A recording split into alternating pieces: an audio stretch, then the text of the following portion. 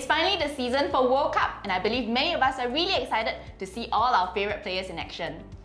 However, today we'll be reviewing 3 soccer superstars who've had their World Cup heartbreak due to injuries.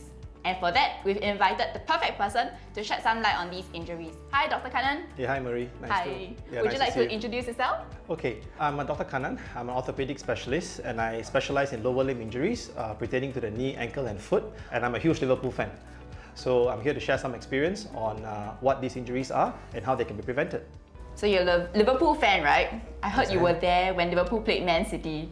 Yes, I was there, Marie. I was in a cop end. I was watching the game. So what happened was that on the 90th minute, Diogo Jota, one of the players, actually pulled up with a hamstring injury and he had to be stretchered off the pitch. So that's a muscular injury, right? Is it really serious? So a hamstring injury is not as serious as a tear where you have ACL or meniscal injury. But a muscular injury can keep you out for a significant period of time. With all the training, it takes them a bit of time to get back to the competitive level that they need to be at. So he's out, right? I think he's out of the World Cup. So speaking of meniscus injuries, how about Paul Pogba? Do you think he'll make it back in time for World Cup? Paul Pogba is not going to make it back for the World Cup.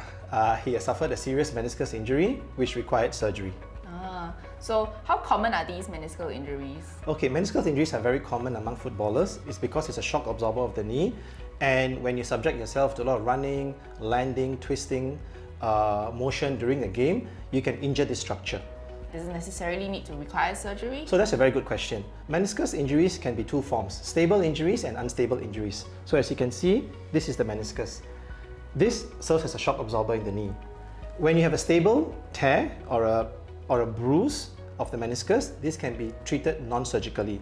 But you have an unstable tear or a flap tear, this requires surgery. And this is what Paul Pogba had, where the meniscus had to be repaired and trimmed. And this is going to keep him out for about 6 to 8 weeks. So there's a lot of kicking in football, right? How about ankle injuries? That's right. So the ankle joint is another important joint that can be injured during football. And one of the footballers who's going to miss the World Cup because of an ankle injury is Marco Reus. So how bad can an ankle injury get? Okay, so the ankle injury can be a simple sprain to a very bad ligament tear. A simple sprain can be rehabilitated in 2 to 3 weeks. You get a swollen ankle, you ice it, and after some rest and physio, you're back on your feet playing. A ligament tear is a little bit more complex. Some require surgery to reconstruct and repair the ligament. Some may keep the players out for a longer period of time. So for Marco Reus, unfortunately, he's going to be out for 6 to 8 weeks because he rolled his ankle during a tackle and he sustained a ligament tear. So Dr. Kannan, is there any other really common injuries that footballers sustain but will also keep them out for a really long time? Okay, very good question. The other common injury that footballers can sustain is the ACL injury, the anterior cruciate ligament. It can tear in a very bad injury, just like the meniscus can tear. It usually happens when there's a lot of twisting injury, pivot, landing, and you twist your knee. ACL injuries, if they require surgery and the patient goes for surgery, or the player, sometimes it keeps them out for almost 1 year. So is there any way that players can really go and chiong but still be protective of their joints?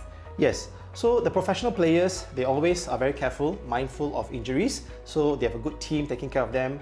They have a lot of conditioning coaches and so on. For the weekend warriors like ourselves who go and play the games on a weekend or on a regular basis, we can do a lot by actually warming up, cooling down, putting a protective brace, a simple ankle brace or a knee brace would help. And of course, being mindful of the tackles that we go into or we engage, and that will help to prevent injuries in ourselves. So it's really common for us to get pains and aches when we play sports. How do we know that it's something serious? Yep, so that's very important to identify. If you have pain persistently, you have swelling at the joint or you have some bruising, and the pain doesn't go away, or you start to limp, or you cannot put weight on that ankle or that knee, this needs to be checked up. Wow, then when we go and see the doctor, what happens there?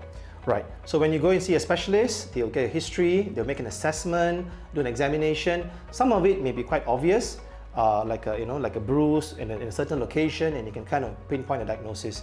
But in ankles or knees and lower limbs and other joints which are swollen and patients in a lot of pain, we rely a lot on investigative tools like X-rays and MRIs. And MRI is quite essential in orthopedic practice for us to pick up the exact diagnosis and advise the patient accordingly. Thank you, Dr. Kannan, for your insightful sharing today, and we really learned a lot. Hey, thanks Mary, thanks for having me. I really had a lot of fun. And I'll just tell you one more thing. You'll never walk alone in your injury.